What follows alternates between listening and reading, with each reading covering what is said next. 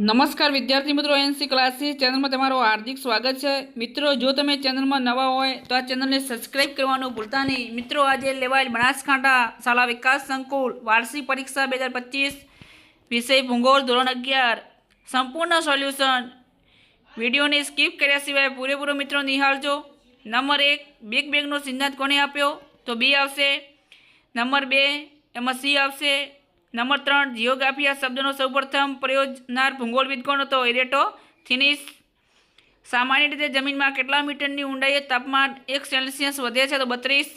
શિયાળ સ્તર માટે નીચેનામાંથી કયું વિધાન ખોટું છે? તો એની અંદર સી આવશે। બેસાલ્ટ ખડકોનું બનેલું હોય છે। નંબર 6, પાણી કરતાં વરાળ કેટલા ગણી વધુ જગ્યા રોકે છે? તો 1300થી વધારે જગ્યા રોકે છે। નંબર 7, જો અંદમાનના દરિયામાં ઊંડે ભૂકંપ થાય તો ઉત્પન્ન થનાર સુનામીની નીચેનામાંથી કયું શહેર સીધી અસર અનુભવશે? તો એની અંદર આપણે આવશે નંબર વિશાખાપટ્ટનમ અને બીજું આવશે ચેન્નઈ, બંને આવશે, બી આવશે આની અંદર। આરસપહાણ ખડક કયા પ્રકારના ખડકનું દૃષ્ટાંત છે? તો રૂપાંતરિત। સૂર્યકાંત માપવા માટે કયા સાધનનો ઉપયોગ થાય છે? તો પાયરોમીટરનો ઉપયોગ થાય છે। 10 હીરો છે તો એની અંદર ટાલ્ક આવશે। વીજળીનો ચમકારો એ કયા જૈવિક રાસાયણિક ચક્ર સાથે જોડાયેલી ઘટના છે? તો નાઇટ્રોજન આવશે। મોરબી હોનારત કઈ સાલમાં થઈ હતી? તો 1979માં થઈ હતી। સમુદ્ર તલના ભૂપૃષ્ઠના ભૂમિ સ્વરૂપોને ક્રમાનુસાર ગોઠવવાના છે તો એની અંદર આપણે બી આવશે 3, 1, 2 અને 4। તમે અહીંયા જોઈ શકો છો આપણે ગોઠવ્યા છે। હવે વિશ્વનો સૌથી મોટા દેશના સ્થાનિક સમયના 12 કલાકનો તફાવત ત્યાં સમય પટ્ટા નક્કી કરવા માટે તો એમાં રશિયા આવશે। અને નીચેનામાંથી કયું સાંસ્કૃતિક તત્વ? તો એની અંદર વિદ્યાર્થી મિત્રો મેદાન આવશે। હવે કઈ ભૌગોલિક બાબતો સમજવામાં ગણિત અહીંયા વાત કરી છે તો એની અંદર વાત કરીએ તો કઈ ભૌગોલિક બાબતોને સમજવામાં વિષય મદદરૂપ થાય છે? તો કક્ષા ભ્રમણ, પછી અક્ષાંશ, રેખાંશ, પ્રમાણ સમય, વરસાદ અને તાપમાન આલેખ વગેરે આવશે।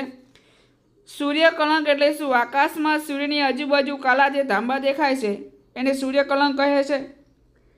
ભૂકંપ કેન્દ્ર કોને કહે છે? જે સ્થળેથી ભૂકંપ મોજા ઉત્પન્ન થતા હોય તેને ભૂકંપ કેન્દ્ર કહે છે।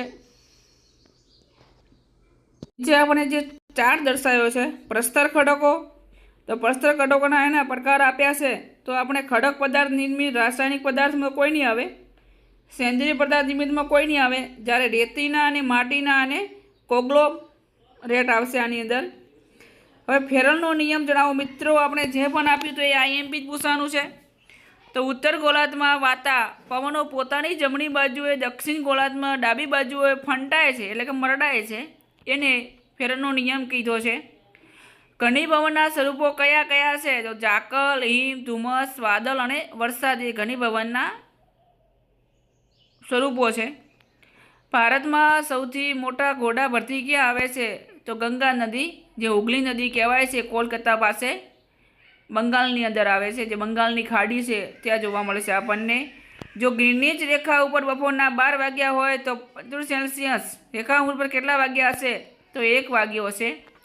મિત્રો, આ વિભાગ સી હતો। વિભાગ સીની અંદર વર્તમાન વિશ્વમાં કઈ કઈ સમસ્યાઓ જોવા મળે છે? વસ્તી વધારો, જંગલો, ગરીબી, ભારતના મહાન ભૂગોળવિદનું પ્રદાન, તો આર્યભટ્ટે સૂર્યમંડળની રચના કરી, જે વહાર મિહિર, વ્યાસ ભૂમિ વિશે માહિતી જે આપી। મિત્રો, સંપૂર્ણ સોલ્યુશન જો તમે વિડીયોની અંદર નવા હોય, જો વિડીયોને લાઇક શેર ન કર્યો હોય, સબસ્ક્રાઈબ ન કર્યો હોય ચેનલને તો કરી નાખજો। પછી વાત કરી છે મિશ્રાવરણ એટલે શું? મિત્રો, તમારા સૌર પરિવાર એટલે શું? બરાબર, જગ્યા ન હોવાના કારણે એટલે કે તમે કોમેન્ટ બોક્સમાં જણાવજો। મિશ્રાવરણ એટલે શું? મુદ્રાવરણની 2900 કિમી અને 2880 એની જે સપાટી હોય છે એની મિશ્રાવરણ કહે છે। હવે જમીનના વિશ્વના મહત્વના જ્વાલામુખીઓના નામ। કોટોપેક્સી અમેરિકામાં। જમીનના મુખ્ય ભૌતિક લક્ષણો કેટલા છે? કયા કયા? 4। રંગ, કણ રચના, કણોની। હવે જમીનની સ્થળ રચનાના વિભાગો કેટલા પડે છે? તો એ, બી અને સી અને ડી 4 પડે છે। જૈવિક દ્રવ્યોનું પછી રેતી અને માટી,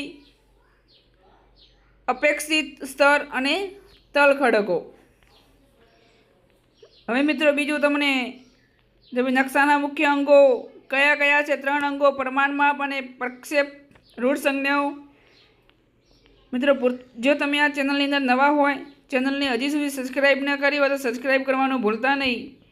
મિત્રો આજે તમને રૂઢ સંજ્ઞાઓ આપી હતી, દીવાદાંડીની, પોસ્ટ ઓફિસની અને ખનિજ તેલના કૂવાની આપી હતી. પછી ગમે તે 3 તમારા પ્રશ્નો ફકરો વાંચીને લખવાના હતા, તો એની અંદર નીચે આપણે અંડરલાઇન કરેલી છે, તમે જોઈ શકો છો.